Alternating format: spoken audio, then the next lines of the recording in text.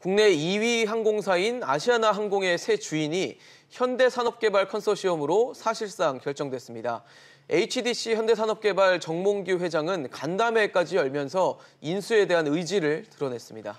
네, 이번 인수전의 남은 절차, 과정에 대해서 알아보고 또 항공업계에는 어떤 변화가 예상이 되는지 전문가와 함께 자세히 살펴보겠습니다. 한국항공대 경영학부 허희영 교수입니다. 어서 오세요. 어서 오십시오. 안녕하세요.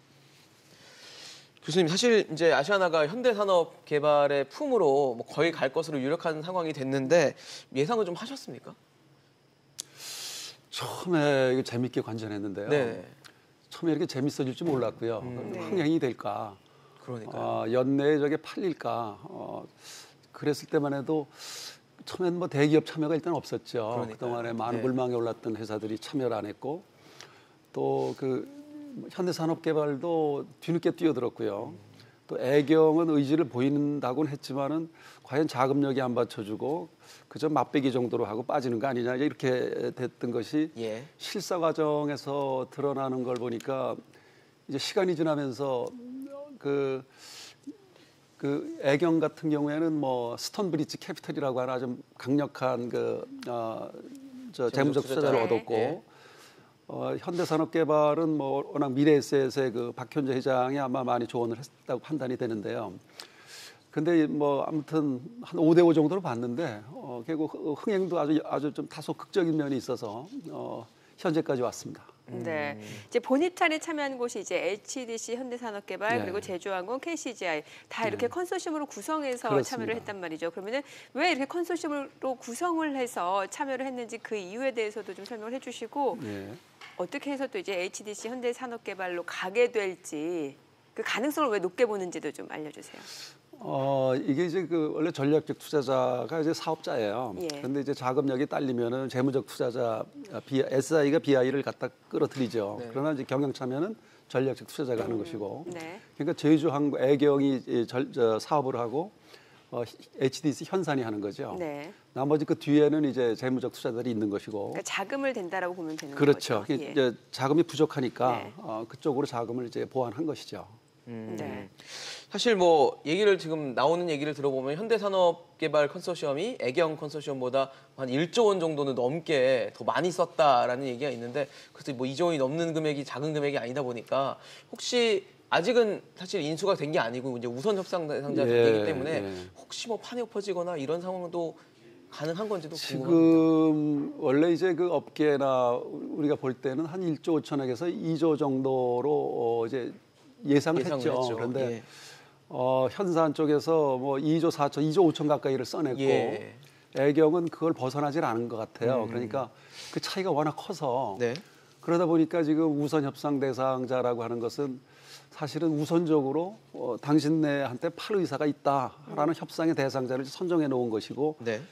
앞으로 이제 실사를 다시 하게 되고요. 네. 그동안에 1차 실사에서 못 봤던 걸 꼼꼼히 다 따져볼 텐데 그러겠죠. 근데 판이 뒤집어진다는 것은 예상하기 어려워요. 왜냐하면 워낙 그 써낸 가격 차이가 크기 때문에. 예. 그래서 지금 혹시 이제 그럴 가능성은 있죠. 그 우리가 써낼 때 봤던 당신네 회사의 기업 가치하고 우리가 실사를 해보니까 이것저것 이상하지 않냐 해서 다르다. 유찰의 가능성은 예. 남아 있어요. 아. 예. 그런데 잘 된다면은 뭐 연내에 지금 여기에 지금 이게 그 파는 쪽 금호하고 현산의 문제가 아니고 여기엔 더 똑같은 문제를 안고 있는 게 사실은 산업은행이잖아요. 그렇죠. 네네. 빚쟁입니다. 거기는 돈을 엄청 많이 몇 조를 줬기 때문에 이걸 잘 정리를 해서 빚을 빨리 회수해야 되거든요. 그러니까 이제 산업은행도 사실은 이것을 좀 빨리 해결하고자 하는 것이고 그렇죠. 여기에 지금 영향력을 굉장히 강력하게 행사하고 있는 거죠. 그러니까 말씀 주신 대로 실사를 해봤을 때 뭐 돌발 채무가 나올 수도 있는 거고 그렇게 되면은 뭐 또 인수가액을 좀 낮추게 돌입할 가능성도 있고 아니면 정말 유찰될 수도 있고 이런 여러 가지 변수들이 남아 있다라는 그렇습니다. 얘기군요. 예, 이 과정에서 뭐 구주신주 이야기도 나오는 것 같아요. 이게 이제 상장 회사는요. 예. 상장 회사는 그 팔리고 살 때 네. 이제 구주 그러니까 이미 거래되고 있는 주식을 매입하는 거거든요. 대주주로부터. 네. 지금 금호가 가지고 있는 게 31.05%입니다. 네. 그러니까 이제 구주에 대해서 31%를 현산이 인수를 하면 돼요. 그런데 그것으로 거기에 이제 그 지금 써낸 거에 보면은 그 현산은 그 가치를요. 그 가치를 그 써낼 당시의 종가 그러니까 그 전일 종가가 그 당시 얼마였냐면 굉장히 그 낮게 봤어요. 물론 종가에다 딱 그 발행 주식수를 곱한 거죠. 네네. 그래서 당시 5,830원이었는데 여기에 발행한 구주 숫자를 곱해가지고 4천억을 계산을 했고. 근데 어제 보시면은 어제 벌써 6,580원이 네. 올랐잖아. 12%가 올랐고. 많이 올랐어요. 제가 이거 계산해 보니까 한 500억 이상 올랐어요. 그러니까 지금 구주에 대해서는 금호 입장에서는 이것을 빨리 구주를 매각하고 그것을 대금을 가지고 빠져나가면 돼요. 조금이라도 더 받으려는 것이고. 그다음에 이제 신주는 뭐냐면 산업은행의 문제예요. 산업은행과 그 현산의 문제죠. 왜냐하면 이제 새로 이번에 유상증자를 해서 신주를 발행해서 돈이 들어오겠죠. 네. 그러면은 산업은행은 이걸 가지고서 그동안 밀린 돈 갚아라. 우리 일부는 갚고 일부는 너네 새 비행기 사라. 이제 그렇게 갈 가능성이 많아요. 아까 여기 뉴스에서도 정명규 회장이 비행기 사겠다는 뜻을 비쳤죠. 네. 서비스 개선하고 재무주적 강화하겠다. 재무구조 개선하겠다. 그렇게 되니까 신주는 누가 챙기냐 하면은 채권자, 산업은행이 챙기고 나머지 일부는 그 이번 현산이 그 경영 정상화 자금으로 쓰고 네. 구주를 판 돈은 그 금호가 금호, 예. 그거를 이제 가지고 나가는 거죠. 주인이 바뀌는 과정입니다. 네. 예. 사실 뭐 산업은행 말씀을 주셔서 말씀을 좀 네. 여쭤보고 싶은데요. 지금 에어 서울, 에어 부산, 뭐 아시아나 IDT까지 해서 통매각을 하는 걸 원칙적으로 하고 있는데 예. 혹시 뭐 분리매각하는 것에 대한 가능성에 대해서는 좀 어떻게 보십니까? 그게 산은에서도 그런 것을 이제 최근에 이렇게 가능성을 가능성을 좀 열어뒀더라고요. 열어놨죠. 근데 지금은 이제 6개 자회사가 다 묻어갑니다.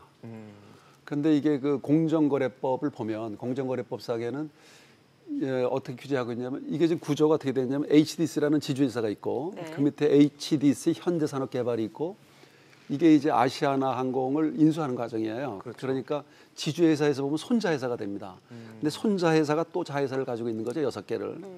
그러니까 공정거래법상에서는 증손자 회사에 대해서는 네.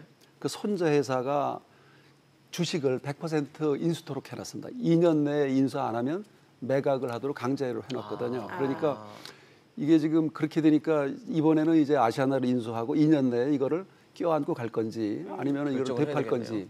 이게 분리 매각이 되는 거죠. 그런데 지금 가능성은 모르겠습니다. 이건 아마 그 현산이 아마 깊은 고민을 할 텐데 네. 아마 이것을 껴안고 가기에는 업황이 지금 썩 안 좋고 네. 어느 때보다도 안 좋습니다. 지금 항공업계 업황이. 그런데 이거를 그냥 도로 되팔자니 물론 뭐 높은 값을 받고 되팔 수는 있어요. 예. 그런데 그럴 경우에는 이제 시너지 그동안 아시아나가 한 30년 구축해놨던 이 항공그룹의 시너지가 많이 유실될 것이다 하는 그 어떤 중요한 결심이 아직 남아 있죠. 네. 자, 그러면은 그 HDC 현대산업개발 아시아나를 품게 되면은 항공업계에는 어떤 변화를 예상해 볼 수 있을까요? 지금 그 우선 이제 그 현산이 들어옴으로써 네. 금호 아시아나 항공보다는 훨씬 자금력이 있고 뭔가 좀 그 새로운 큰 그 플레이어가 등장을 했거든요. 그렇죠. 그러니까 가장 긴장하는 건 뭐 LCC뿐 아니고 또 대한항공도 예. 전혀 다른 스타일의 플레이어가 들어왔거든요. 그래서 당장 뭐 위상이 흔들릴 문제는 아니지만 예. 그 지금 정몽규 회장이 밝혔듯이 이것을 서비스나 기재 쪽으로다가 투자를 늘려가겠다라고 했기 때문에 앞으로 그동안 뭐 LCC가 2005년부터 이제 우리 업계에 들어와서 자리를 잘 잡았지만 지금부터는 아마 시장이 재편되는 과정이 이제 시작이 될 것이다. 그래서 외국에서 보았던 것처럼 아마도 M&A가 본격화되는 시기가 점차 다가오고 있다. 우리 산업은 전체적으로 뭐 아마 그렇게 하면서 이제 체질이 강화되겠죠. 네. 사실 지금 뭐 아시아나를 인수할 입장이 되는 이제 현대산업개발 얘기를 했는데 아시아나를 떼어내게 되는 이제 금호산업은 과연 어떻게 미래를 앞으로 그릴 수 있을지도 좀 궁금하거든요. 제가 이제 그런 표현을 하고 있는데요. 금호그룹이 아시아나를 시작을 했던 게 꼭 30년 전입니다. 네. 1988년에 항공운송 사업연수를 받아서 89년부터 비행기를 띄웠고 예. 네. 그래서 이번에 이제 디폴트가 난 거죠. 그렇죠. 그러면 이제 옛날 금호그룹으로 돌아가면 된다. 30년 전으로 돌아가면 된다.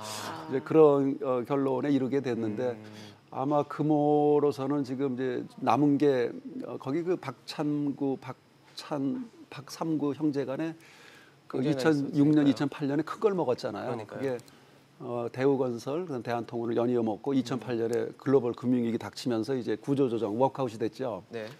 그러면서 형제간에 알력이 생기고 그 동생은 이제 금호 석유화학을 뛰어가서 나갔습니다. 네. 거기는 이제 완전히 잘 자리를 잡았는데 지금 남은 거는 이제 금호 산업 건설하고 그 금호 타이어도 고속, 있고 고속도 있죠. 타이어는 팔렸고. 아, 타이어 팔렸죠. 예. 네. 그래서 지금 뭐 기업다운 기업은 2개 정도인데 금호 그룹으로서는 그동안 호남을 대표하는 그 세계 10위권의 기업 한때는 7위까지 올라갔었거든요. 네. 근데 이번에 자산 규모가 대폭주입니다. 예. 그래서 한 3조로 내려앉기 때문에 뭐 대기업 집단에서도 빠지고 또 준대기업 집단에서도 빠지고 한 70위권에서 시장이 많이 80위권으로 추락하는 상황이 되겠네요. 예. 그러나 뭐 여전히 그 법적인 문제도 남아 있고 또 부채도 남아 있고 해서 지금 그 박삼구 회장이나 그 IDT 그 박세창 사장도 네. 이거를 이번에 이제 매각 대금을 통해서 부채를 일부 개선하고 부채 정리하고 네. 어떤 재건에 힘쓰겠다 이제 그러고 있죠. 네, 알겠습니다. 오늘 허영 교수와 이야기 나눠봤습니다. 잘 들었습니다. 고맙습니다. 고맙습니다.